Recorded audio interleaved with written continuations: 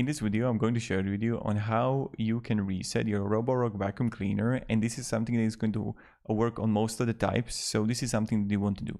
First, turn it on, and then you want to remove the top cover.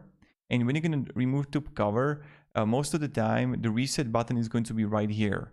I will show you. It's going to be like right here under the Wi-Fi.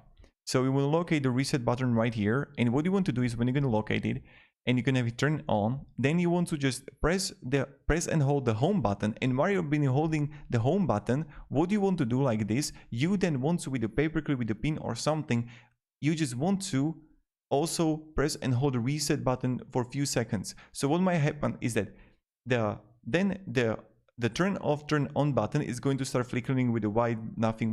Then you release and you let it go for like 5 minutes until it's going to do the factory reset. Or there is going to be a voice telling you that, okay, the reset procedure is going to take like 5 minutes, but this is how it's going to be done. So first you're going to have to turn it on. Then you're going to press the home button. You're going to locate the reset button. And when you're holding the home button, you want to insert with a paperclip, with a pin, with something, the reset button for a few seconds until you're going to hear a voice or the power button is going to start flickering. So this is how it is. Super simple. So thank you very much for watching. Hope you're having a great day and goodbye.